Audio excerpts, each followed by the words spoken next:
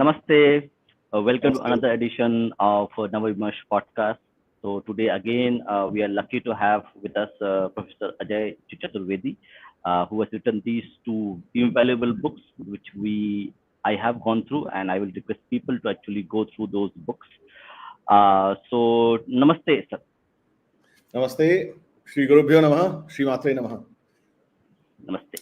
That's Uh, so, sir, today actually we have kept this session as a Q&A session, Q&A, yeah, and even the audience will be able to ask you questions. Okay, so we sure, kept it as a Q&A session to make sure, it sure. more interactive so that people Yeah, can ask questions. So, yeah, uh, prior actually I gave you a couple of questions on various topics. Okay, right. but before doing that, what question we're going to ask, what questions are going to be answered by Ajay sir. Uh, let me give a primer on what we're going to talk about and it is about. So let me Yeah, share my screen and then we will proceed with our discussion. So we will discuss the books maybe in another podcast. Okay. yeah, But it is important that all people understand what we are going to discuss today. yeah, So today we are going to discuss time as the ultimate truth. Okay. Time is the cause of all causes. Understanding Kāla as the fundamental fabric of existence. right. So the question and answers are going to relate to the journey through cosmic time. Okay. Hmm. So we only associate time with our office time, our bus timing, our train timing, our time for breakfast, lunch, and dinner. But we forget that time is the ultimate constituent, which actually defines who we are. Okay, from birth to youth, from wisdom to maturity. So we'll go a little bit further and we'll understand the foundational understanding of time, time as fabric of existence. How does understanding time as Kāla, not just a measurement, but the fundamental fabric of existence, transform our relationship with mortality and meaning?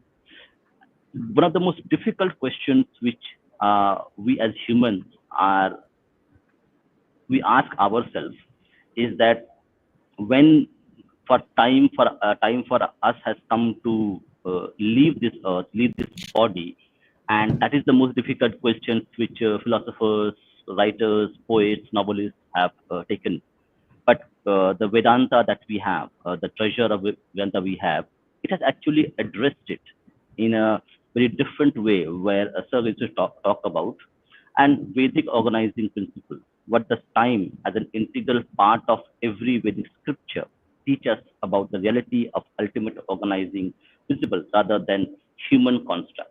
So this construct of the watch that we have, as we have control over time, this is something which is a misnomer. You don't control time. Okay, time controls you.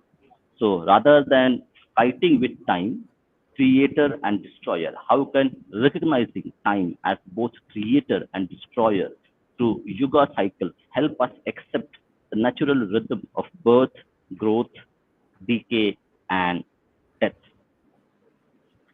So we're going to go a bit deeper into this, but I will now hand over to Ajay sir to start his uh, whether he wants to answer the questions that I have given or whether he wants to give a bit of overview before we go to the questions. Sure. Again, namaste. First of all, it's an absolute pleasure to speak with you because of the sincerity with which you approach the topic. And the current narrative is very important for us to understand, where we are and how we are perceiving things. So first of all, we're speaking in English. We're not speaking in Sanskrit here because that's the current narrative. We talk about scientific understanding of things when fundamentally science does not understand time. So that itself gets flawed. Okay. And this is not something that has happened today. This has been happening for the past 500 years. The reason why I wrote these books, or rather, these books were written through me, was primarily because it's important to take a step back and, say, wait. We really need to reevaluate things, our constructs, our narrative, our assumptions. If the base assumptions are wrong, then everything is wrong. So it's great to read about theory of relativity. It's great to read about the great discoveries of science. But what's even more fascinating is to start questioning how we got there, or how did science get to where it did in the 15th century. Now, with that being said, when you said Vedanta explores these in a very different way, actually, the Vedas explore this in the most fundamental way that anybody can perceive. It does not start with, okay, there is, some XYZ and he did this, and then, we started experiencing it. It is not that. It's giving us the understanding from the very foundation, from Parmanu, right? Which in our understanding today is an atom, but actually that's another discussion, right? Parmanu is the smallest particle. To date, we're, and Bijita, when he was there, and maybe he can shed some more light, we're still discovering more and more things. The more deeper we go, the more new things we come across. We've got like many theories that have come across so far. Vedas have not changed. Puranas have not changed. They've maintained the exact same theory since they've been written, right? And that, I think, is a very important aspect to understand first before we dive deeper into this. Now, coming to the understanding of time or where we are, I've some of the things that have driven me crazy. And as kids, we watched Back to the Future, for example, and there is this explanation of alternate time, and there's like different times happening. It's fascinating, but it doesn't make sense. Justin Trudeau, that was probably the most stupid statement I've ever heard in the history of mankind, when he says, well, it's 2016. I mean, 2016 means nothing to nature. It means absolutely nothing to nature, right? Because when you really start to question, like, I'm typing this number on the car, it's the year 1976. How does the car know where to tune in? You're not really tuning into any kind of a natural factors, because if you were, then you should be able to time exactly when the flower will blossom. You'd be able to time exactly when the mango will come out of the tree. You'd be able to time exactly when it ripens on the tree. You can't, right? It'll vary. You think it's random, but it's not random. It's actually perfect according to that particular organic, organism, whatever living and breathing organism it is. So now, coming to the present day world, if we are traveling in a car and you and I are sitting next to each other, and the car is, let's say, going at 100 miles per hour, and then, if, let's say, it's not a car, it's a train, bogie of a train, right? And we also start running against each other.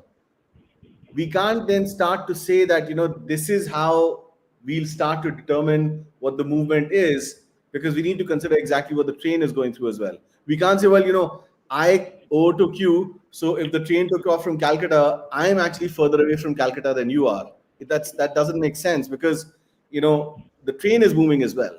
And this is an experiment, they've explained it, but sadly it's not been explained in the way nature is, right? And that is where we started going wrong, when we moved away from the sunrise. So the day starts when the sun rises, not at 6 a.m. The day ends when the sun sets, but we consider it sunrise to sunrise. The day changes, the Vara Agni is from sunrise to sunrise. So the Vara Agni changes at sunrise, not at midnight. Every day the sun is moving, right? The east does not stay constant. If the east is not constant, but you had to fix it. One of the most fascinating things, when I landed for the first time after college in the US, I called my father and I told him I was so fascinated that the roads run east to west and north to south, and it's so systematic, and I love it, right? And now I'm thinking, that's the fundamental flaw. You'd never find roads like that in India, because fundamentally we were not tuned into east and west, we were tuned into the sunrise and the sunset. East is where the sun rises, not a fixed direction. The fundamental idea of a mechanistic universe is an assumption that we like to hold on to. And that's not just in case of east and west, it's in case of the clock, it's in case of the equinoxes, it's in the case of the precession of the equinoxes. We're looking at everything in the same exact way. The moment it starts to settle in is when you start to question.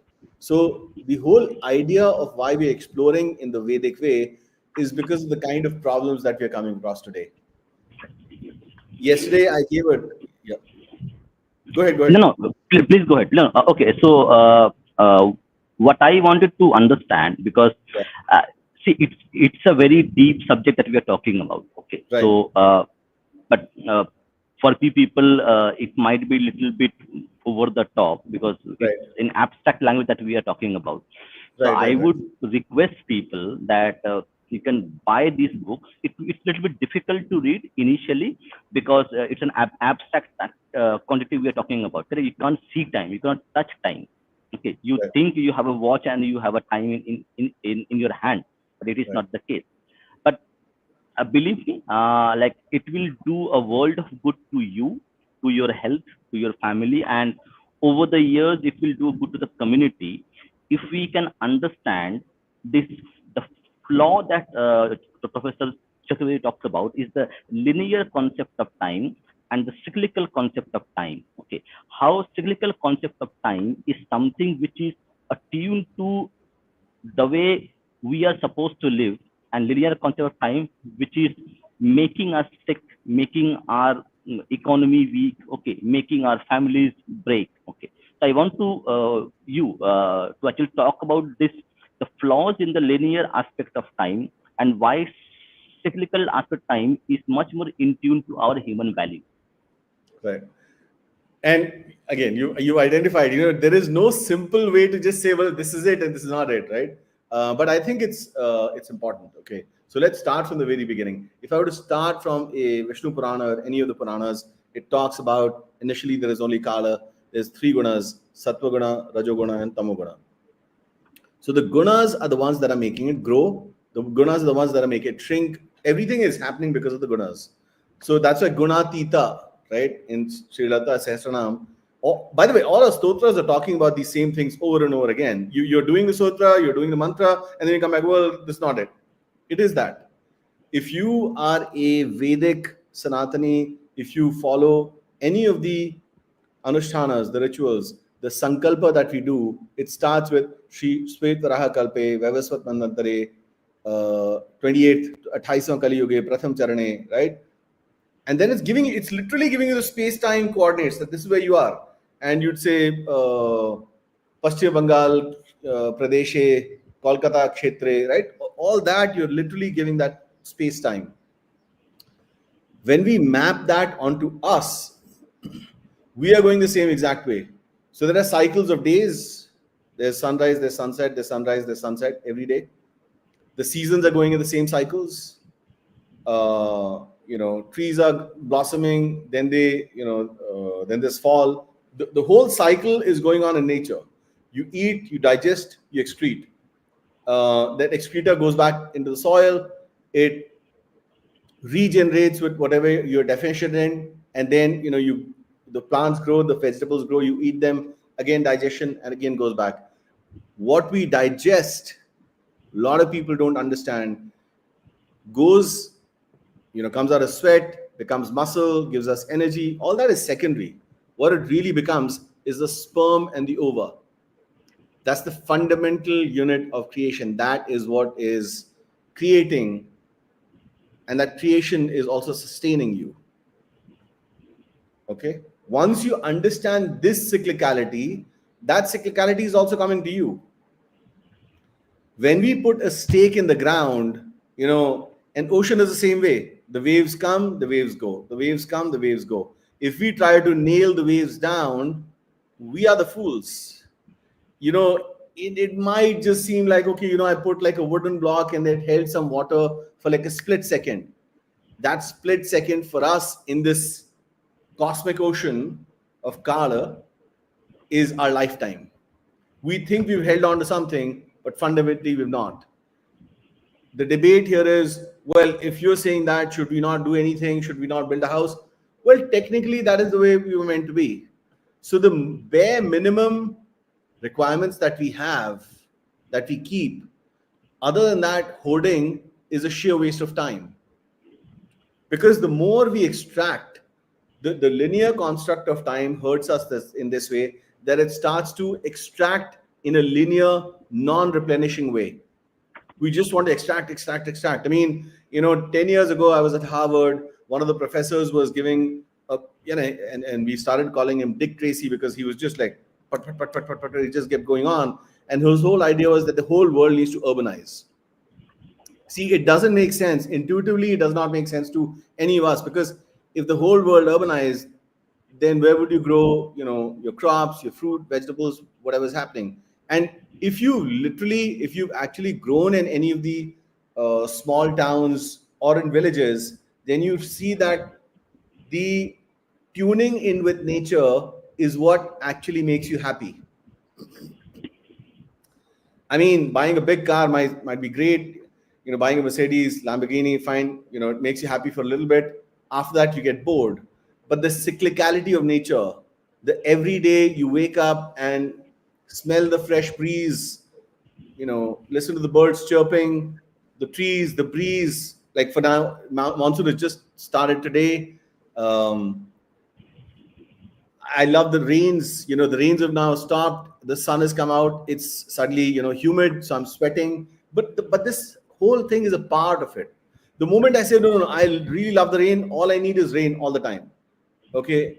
That climate control, that urge for controlling it is what makes us slip into linear time, because we are thinking we are the ones who are controlling it. You might be able to control it for a split second, momentarily. I mean, that split second in the cosmic time, the cosmic scale, might be a year for us, but eventually it will fall back. And that is what is happening today. Okay, so we have started to grade ourselves with our bank balances. We started to grade ourselves with the number of ACs we have in our homes, and I think that really needs to be talked about in a very logical and so-called scientific way. That if you're hot, don't get another air conditioner.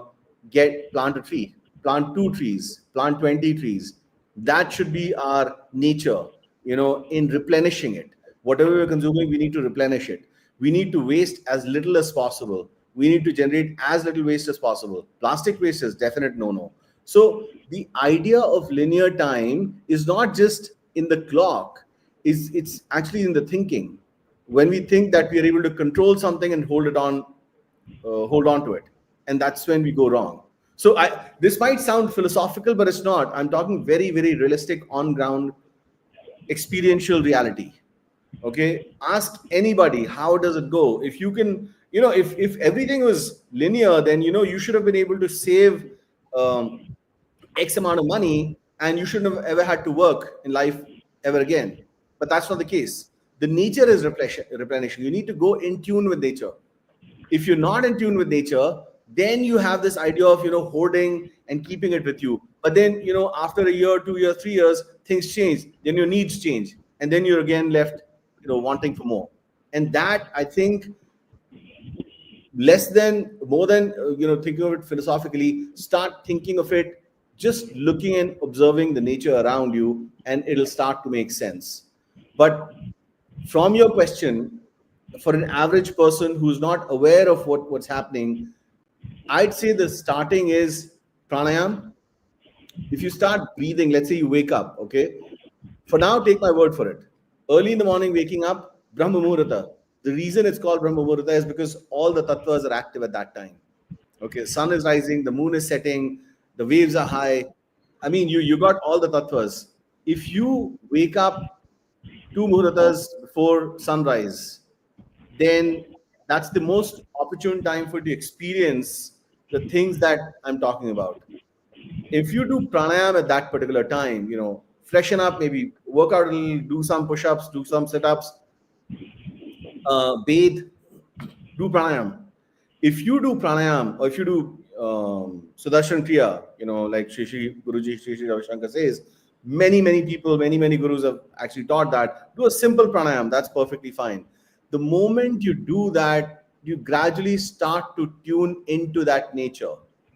right? It can't be explained, it can be experienced. Same thing as swimming. I can give you 50 books on swimming and you can read all of them. You might even get a PhD, but you can't learn to swim. The only way you learn to swim is jumping in that ocean.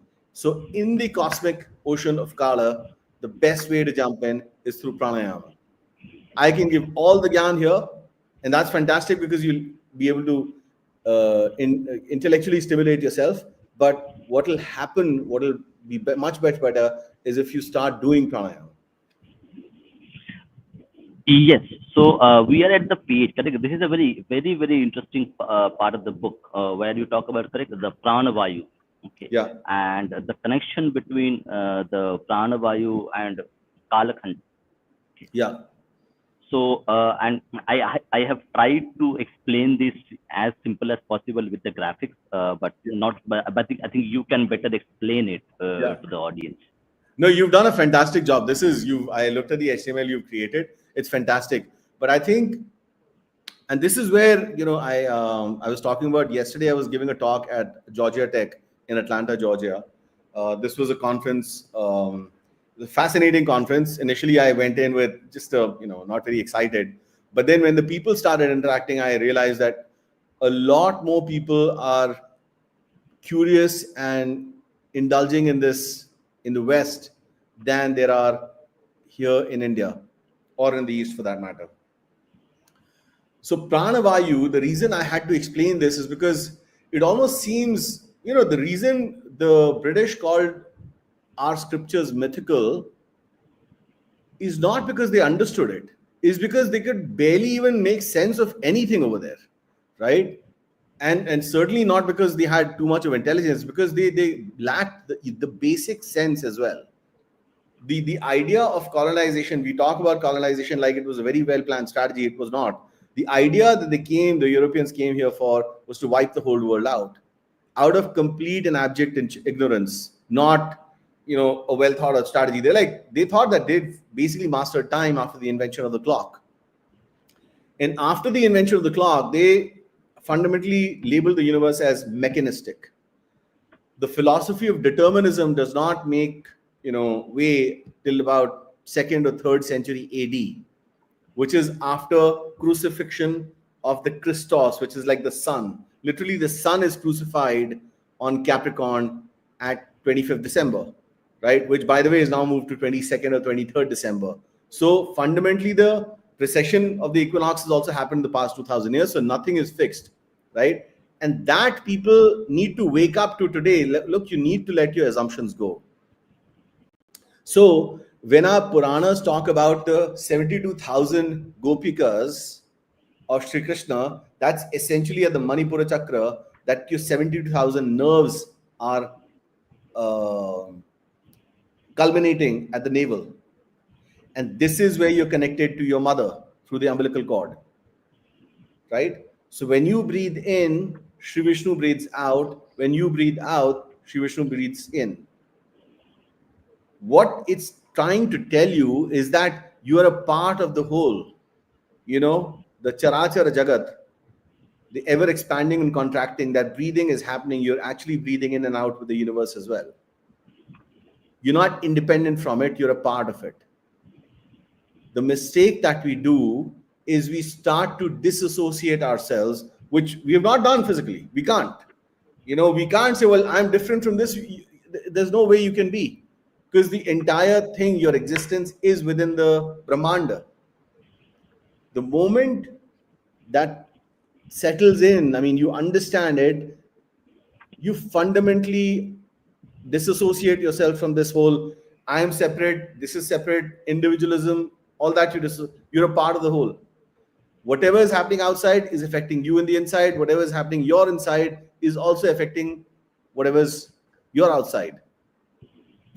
How I'm feeling inside is exactly how I'm going to portray on the outside, or whatever is happening on the outside is eventually going to work on the inside. But what I can control is what is happening inside me, and how I do that is by pranayama. If I can control and exercise or do ayama of a prana, then I fundamentally change the way I feel on the inside, and automatically things start to change on the outside. The moment you understand this, you become aware of the things that you consume. You suddenly become aware, look, this is not me. If a brand of watch is making somebody speak with me, that person shouldn't be speaking with me because the brand of watch is not my definition.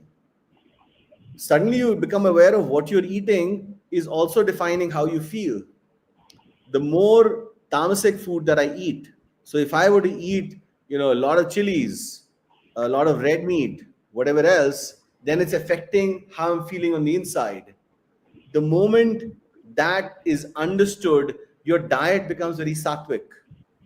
You start eating with a lot of awareness and consciousness. You don't any longer go and buy bags of chips and just gobble them all up. You suddenly become aware, look, I'm full. I don't need any more. You start eating less, but you start experiencing more. The more, at one point, if your Manipura chakra is awakened, then you start eating less. Your diet will go down to about almost 50%, but your energy levels will go up because whatever you're eating is suddenly starting to get more out of it, right? So our idea of eating has always to be 75% of what the stomach is. You should never be full stomach, right? It's said that whatever you eat should be a part of this, like this is how big the whole portion should be, not more than this. And most of the people end up eating about 5 times that, right? Because they think that they're hungry. That hunger should not be related to the stomach, it should be related to the energy levels. And suddenly that, so all of this is a part of it. The moment you control that in the initially, so you do pranayama, you're consuming consciously.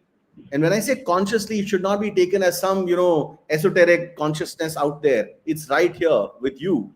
When you breathe in, you breathe out, you're feeling, okay, this is the temperature, you're able to hear things better, you're able to see things better, you're able to feel things better, you're able to communicate better.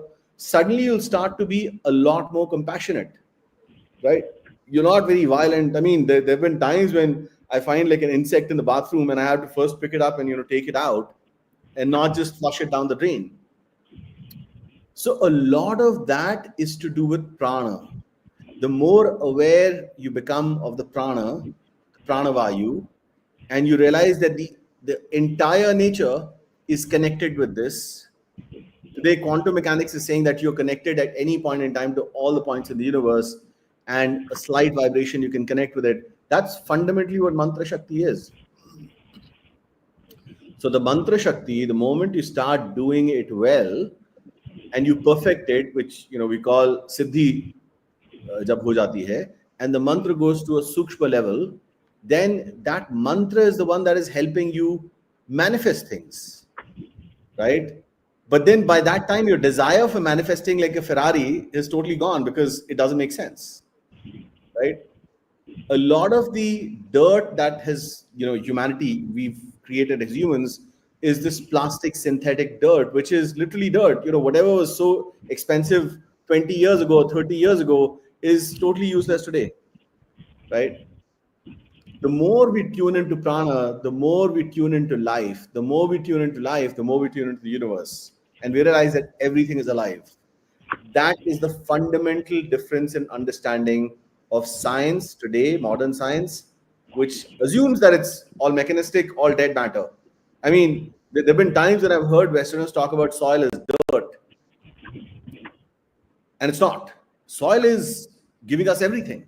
The more worms there are, the better productive the soil is, right? There are experiments that we've done at IIT. One day, Professor Behra talks about this, in detail. I'd probably, request him to come here on the podcast at some time as well. But there are things that we've totally written off, and I think we need to reevaluate the way we start to observe nature and observe ourselves in turn. I hope that was a long, long answer. And I know there are no straight answers to this because you have to go back and forth. But I'm hoping that even if we can get two people to start feeling this, then things are in good hands. Yeah, let me put my 2 cents into this. Yeah. So, lot of people, correct, how do we connect the prana vayu to the perception of time, Kāla?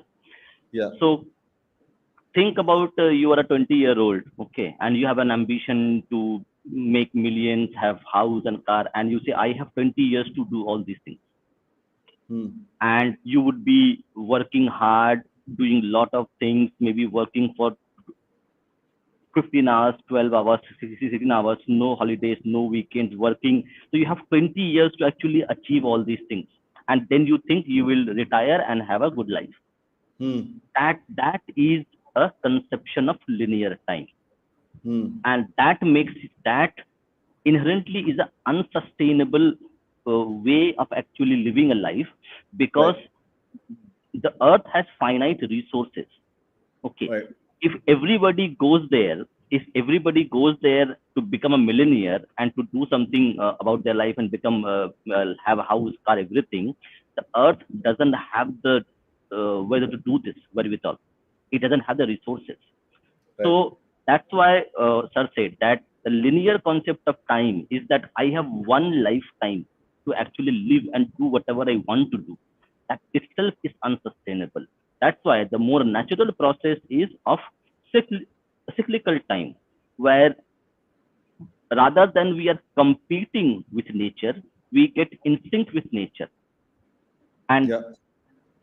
that instinct with nature makes sure that our civilization has been a continuous civilization for almost 10,000, 50,000, 4.32. No, no, 4.32 billion years. That's what has been discussed. 4.32 billion years. Okay. Yeah. So because that is how nature operates. So as as correct, if you have a watch in your hand, does it mean you know what time it is? Okay. Because that watch, even scientifically, they have now proven that even if I have this thing and if it is here, then the time perception is different, and if it's here, the time perception is different, relatively, relativity. So even if you consider that that is a constant time, time is never been a constant. It has been a relative to everybody, how you are observing it and how you are perceiving it. The same way, just one change of perception from a linear form of time where I have one lifetime to do everything, rather than I will do whatever I can in a sustainable way where I leave this patch of earth, this society, this civilization for the next generation. That is how the changes will take place, and this cycle of time and the Vedic cycle of time comes in very how would I say, in a very layman's terms. No, no, you're absolutely right. And there's no easy way to explain this until people start to do pranayam first. You know, when somebody was admitted to a gurukul first, and there was no process of admission. You know, essentially, they picked the gurus, and they went to the guru, and the guru, would pick depending on what they felt at that particular time. The first knowledge was always of pranayama. It didn't start with letters of the alphabet. It did not start with anything else. It starts with pranayama. Then yoga. At least first start to get to know yourself. If you don't get to know yourself, and if you started to do, cramming up of words and letters and making sentences, you fundamentally not connecting with yourself. If you don't connect with yourself, you don't connect with nature. This is what has led us to where we are today, because we got so focused on just making a life and making a living, and accumulating money in a bank balance, that we've forgotten that we don't really control anything of that bank balance. The Europeans would have collectively looted in excess of about 3 to 400 trillion dollars. And again, this is a projection, because the studies that have been done, they projected that Britain alone looted about 49 trillion dollars. Okay, there's a proper study which I mentioned in the book, and if you were to project that, but today, most of the European economies have the highest amount of global debt. The term global debt does not make any sense. Fundamentally, what they're trying to say is, look, you've completely ruined these resources. There is no way we can replenish them back. So it's a global debt, because if there is no equivalent of that in global profit, and today, a lot of people will come back and say, well, you don't get it. It's global debt because we've had to justify. At the end of the day, what it really means is they've plundered resources and they cannot be replenished back. That's why it's global debt. It's like passing on the blame to everyone when it's not. Why I'm saying this is because if there is global debt despite all that loot, then and if we say that 500 years was like a golden period, then there's something fundamentally missing, because if it was golden period, then we should be much more sustainable today than the West, which is today, right? There's global debt, Exactly. $40 billion of the US. Why is that the case? Have you consumed more than you produced, or did you not produce anything at all? Or did you produce really little and consume much more? Because this idea of abundance without understanding of nature is what has gone crazy. If you just observe, there was a time in the US, in Texas, everything was supersized. And you thought that, it's just a flourishing economy. They're just producing so much. They're not. They're producing very little. And this is one of the fundamental studies which I spoke about yesterday at Georgia Tech. The Western economies are primarily marketing driven economies. 90% of the innovation that we are finding is in marketing and supply chain logistics. It is not in product development. And when I say product development, I'm talking about non-technology product development. Product development is happening, yes, but everything is related to supply chains, delivering fast, getting the product on time, packaging it well. That's it. And of course, marketing. So, the marketing has got to be really slick, which is why, and the Eastern or Indian economy has always been about production. So it's been production driven. We used to have about 200,000 varieties of rice till about 100 years ago.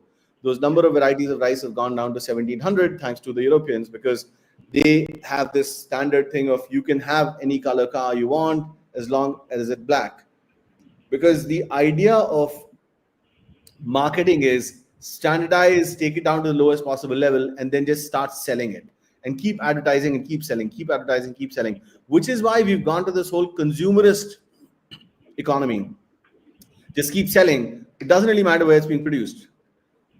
And that is what drives a lot of people today, where they start to believe, well, that is right, because we see it so much. But the fact is, when you take 20 steps back and you realize the US alone spends about $250 billion in marketing alone every year. What that does is you're bound to buy two jeans. One is called cowboy jeans. You'd buy it, but you would not buy Guala jeans because it doesn't make sense. So the value of a brand is literally what it's settled in our head. We are literally buying a map and feeling thrilled that we bought a property. You've not bought anything. Confusing the map for the territory on the ground is what we've lost ourselves in. So buying or accumulating wealth which is not in tune with nature actually does not make sense. Your true wealth is your health. So am I saying take sannyasa? No. Again, this is the far extreme that people take. You don't need to take sannyasa, but the entire focus needs to be on awareness. Entire focus needs to be on conscious consumption. Right? And conscious consumption is not some esoteric term you need to feel out there. Conscious consumption is literally here. If you feel like eating chips, analyze, understand what are you really trying to consume. It's because you have a craving for salt. When a lady, a woman is pregnant and she suddenly feels like, let's say, having a banana, right, or chips, the fetus is lacking potassium or sodium. Banana is the richest source of potassium. The electrical signal, the signal that's gone from the fetus to her head, and that triggers a sensation, a sort of a craving on her tongue, is that of a banana. Because maybe that's because, again, we think that we are different and nature is different. She'd probably tune into something different which is rich in potassium if she were to be in, let's say, Africa, right? If you're in India, banana is the closest thing. We feel that we can grow these vegetables everywhere because we can culture the soil, but that's a mistake. We might be able to do it for some time. Eventually, nature will spring back to what it was before. So when I say 200,000 varieties of rice, they were distributed across. There's Basmati in Dehradun, there's Kali Mooch in Madhya Pradesh, there's different kinds. And the more we realize that, what we could produce locally and we consume is the best for us, that's conscious consumption. Eating exactly or slightly little lesser than your hunger is conscious consumption. Overfeeding yourself is like literally bulging out. That's not conscious consumption. So the more we tune in, the better we get. And that's prana, right? And that's pranayama. Uh, yes. So now we'll get back to few of the. So we have a set of questions. So Yeah. what we'll do is we're going to try to address them at once. Okay. Hmm. So the audience will able to get the flavor. These questions are curated because we have to read the book and try to get the book's gist via the question. Okay. Yeah. So generally we'll not have question, but this is something very like Unique. abstract subject. So we have Right. to do this. Yeah. So, okay, I'm sharing the screen. So the screen should be visible to everybody. Let me just see. Yeah, this screen is visible to everybody. So, sir, you can start by any. The last one is the best one. Okay. How can recognizing time as both creator and destroyer through the cosmic cycles of yugas help us Yeah. accept natural rhythm of birth, growth, decay, and death in our own personal lives? Yeah. Because it is very important to understand that we have this urge that when we Yeah. are young, okay, that Yeah. we can do everything, okay, Right. and when we grow a little bit older, we lose faith in our own ability, and this is Right. okay, leave it, it will never happen. So from Right. I can do it, so I cannot do it, and when we are old age we say let everything go. Right. I Nothing can be done about it, let things be as it is, I will be leaving Right. anyway. Right. So how this perception of cyclical time can change people's lives? Yeah. So one, when we say perception of cyclical time, we're saying, it's what we perceive. Actually, it's not. It is what it is. We've just slept. We've sort of tuned out of it. So the perception is still there. It's just that we're like, no, no, I'm running after something else. I'm not even looking at it. If my laptop is running out of power, I have to plug it into the power source. There is just one power source that you find. It's a plug point. It's got 3 points. By the way, that's another thing. Every plug point has 3 points. There's a positive, negative, and Neutral. earth, neutral. It's Hmm. called earth. When we wake up, this is something very relationship and practical on ground solution. You wake up in the morning, you do Surya Namaskar. And these are things that I've described in the book as well. There are 12 poses in a Surya Namaskar. Those 12 correspond to the Dwadash Aditya, right? The 12 The Adityas. the first chapter that you talk about, Brother Yeah. Shala. So the first book has 12 chapters. Every chapter is named after Aditya. The second book has 11 chapters. There are 11 Rudras. The third book has 10 chapters, right? But right now, specifically talking about the Surya Namaskar has 12 poses. So let's say you wake up in the morning, you do Surya Namaskar, you do Jal Tarpana, do you tune into the Surya. Like at sunrise, you literally communicate with Surya, you'll feel the energy after a while.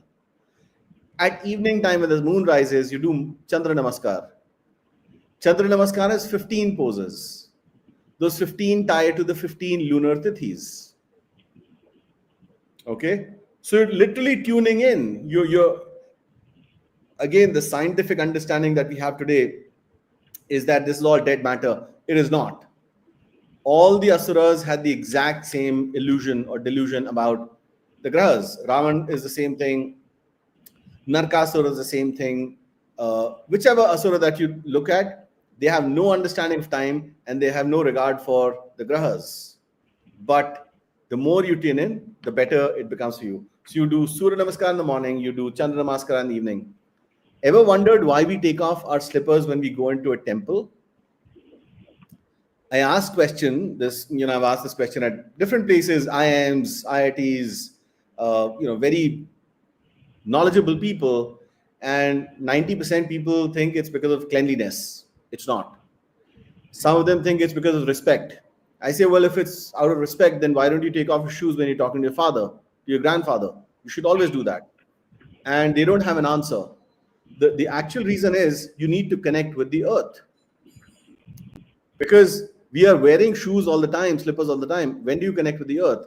Is the same exact thing as the plug point that I'm talking about. So there's positive, negative, sun, moon, and earth. Earthing yourself. It's very important. So you need a ritual to do that. Unless I have a ritual, unless I have a planned thing, I'll not be able to do it in a cyclical manner. If I've got a ritual that every morning I wake up, I've used the laptop for the whole day, I'll need to plug in. So I wake up at, let's say, 5 in the morning, I plug in my laptop. Okay. Then there might be a specific need and I might need to plug in again. But if you make a ritual out of it, then you don't run out of the battery. And again, I'm giving a very sort of a crass base example, but just to get the point across, that tuning in has to be there. The more tuned in you are, the better it gets. Now that, with that understanding, the basic understanding that it's त्रिगुणात्मक प्रकृति, 3 गुणों की है, सतोगुण, रजोगुण, तमोगुण, and 4 अवस्थाओं की है, आंतरिक, मांत्रिक, तांत्रिक, and यांत्रिक. We talked about this at one point, so I hope that people are tuned in back to those episodes as well. When you understand this at this level, then you also go back down to, when you're tired, you're really sleepy. When you're sleepy, your breathing has gone down. When you're active, your breathing has gone up. So what is it that you can do to bring it back up? Now, when you start to project it, the universe or the Brahmanda begins with that, right? Any Purana that talks about, it says there was Kāla. There's Shunya, then there's Akasha. Akasha is not Shunya. Ether is not nothing. Okay. That whole idea of black hole that today the scientists are talking about is fundamentally that. So that Kāla which is growing, that pulsating, once it starts pulsating, the space that it makes is exactly the time that it takes. So space and time are the same unit when it starts. That is why the entire Vedic scriptures are a study of time. But you have to study it that way. You need to start like looking at it. You got to go. It's not the first time that it'll come across. When you start understanding that, you are just a product of that. When you take shape in your mother's womb, the first thing that comes out is the heartbeat. That heartbeat is the same thing. It starts to beat, it starts getting faster, and then the whole body takes shape. It's not like the whole body comes out first, then the heart starts beating. It's not that. Right? So the heart is beating. That is Kāla. That is Prāṇa. So once the pulsation starts, then you are in tune with nature. You're tuned with the universe. That whole thing of starting and how can recognizing time as both creator and destroyer through cosmic cycles and yugas and cosmic cycles might be too big, but it's the same thing that's happening inside us as well, right? So we are a kid, we grow slightly older, we grow slightly older. I mean, the whole cycle is continuing with us as well. There's birth, there's growing up, toddler, youth, again, the cycle goes down, and again, it's here. The cycle is continuing. People think, there was this whole notion that, soul is just a mythical thing. We don't believe in it. The word belief only came in the 15th century. At least that's what my research says. Belief comes out of this root word love, which is like feeling something. They don't have any explanation for it, they're just feeling it. I'm feeling love for you. I don't know why I'm feeling it, but I'm just feeling it. Vishwas is not that. Vishwas is V is special, Shwas is breathing. The more you do with Vishwas, that means you've actually consciously tuned into that. So once you understand these things, you realize that the entire thing begins with Kāla. Your time is the one that starts to expand, takes you to your highest of youth, and then starts to taper. Again, when you die, your breathing also sort of wipes out. The entire thing is just going like this. It's like a curve, right? Starts, grows, goes out. Starts, grows, goes out. But what goes out of you, that soul, is traveling. That's that will never die. वो अमर है. And that word itself makes a lot more sense, because all the asuras have asked for just one boon. All the asuras, amritva. They don't ask for like 1,000 kgs of gold. They don't ask for vehicles or vimanas. They ask for amritva, because if you have amritva, then you have everything. Because I tell people that you have all the wealth in the world, whatever luxuries you want, you have everything, but you have only 2 minutes to live, versus you have absolutely nothing and you have forever to live. People would always pick the number two, right? Yes. So actually, this is actually I will if people want this HTML file, just send me Yeah, an email. You have the email in on the channel's inbox, channel's description. You can send it to the email. I'll give it to you. This is created from there. So this is very important. I'll add one point to make it much more relatable. That when we talk about your childhood, correct? So yeah, why we see time is intrinsically linked to who we are, because our perception, the way we feel things when we are children, correct? We don't have a perception, okay, I have to go to school, I have to go and get a job, I have to do things. Nothing is there. We are living a pure time itself. We don't have to worry about what will happen to the job, to the insurance, to the salary, to everything else. So the yeah, time, our lifespans are connected by the way we perceive time as it is, because for us it's an perception in general. But when we read with us, we know that okay, time is the omnipresent, we are swimming by it in general. So yeah, that's what happens. So when you youth get to youth, so when you have enough experience of eternal time, then you are put into youth, where yeah, you learn the skills which are required. So this is a very interesting thing which I think I found out, okay, how the relationship actually works. yeah, That the amount of time you spend, the way you spend your time, okay, depends upon what kind of quality of life that you have. So you will only have wisdom and transcendence if you have done the first three right. If you have not done the first three right, you will not get wisdom. You will not get transcendence. yeah. And Yes, this sir. is dharma, artha, kama, moksha, right? They have to have that Exactly. same order. Unless you get dharma. Dharma is, again, people have this idea dharma is religion. It is not. Please, please, please don't, confuse this. Uh, and this is what I've tried to explain. The monotheistic religions are fundamentally linear time,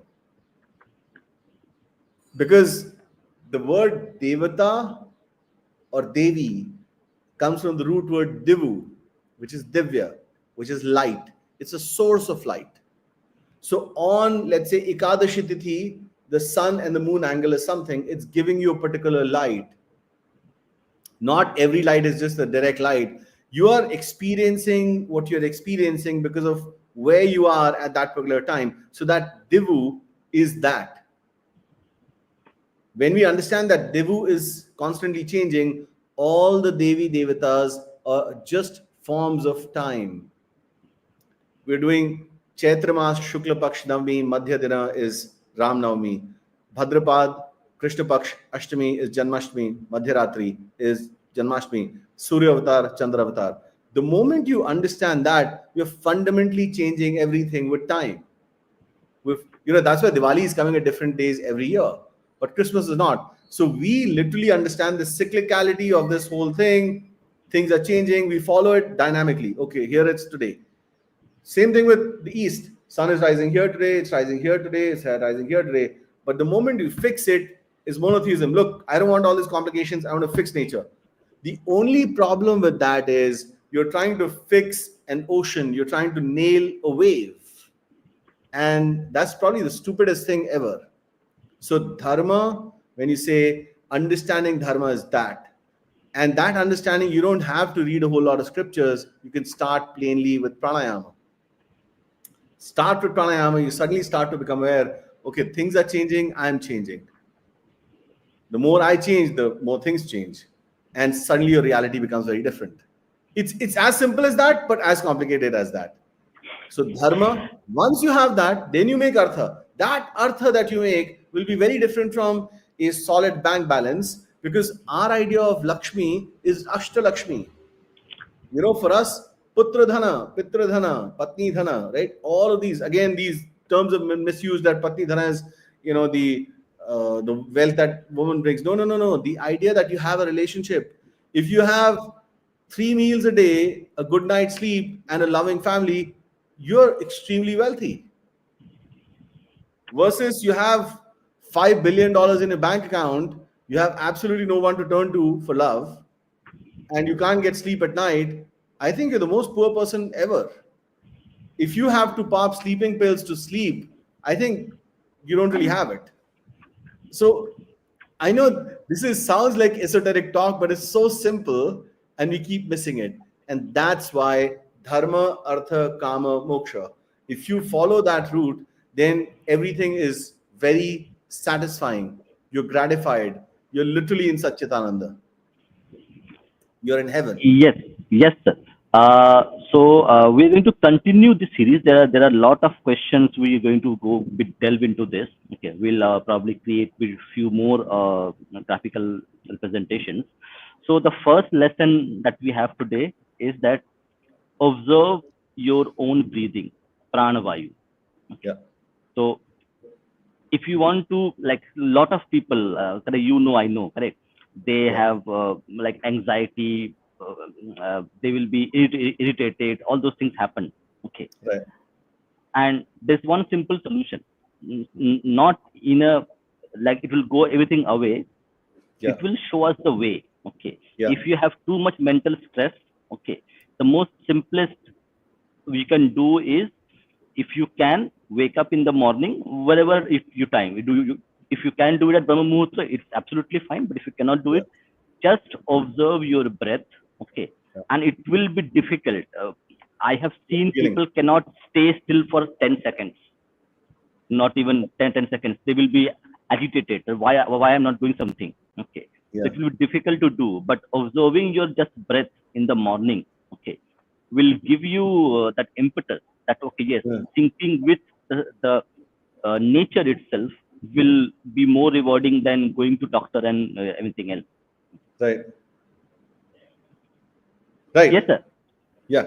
So yeah, so thank you very much, sir, for your time. I think uh, I have learned lot of things. I think people would have also learned a few more things. And please, I will paste the book's link in the chat as well. And also, it's already there. I will also put it in the comment. Go ahead and try to read the book. Okay.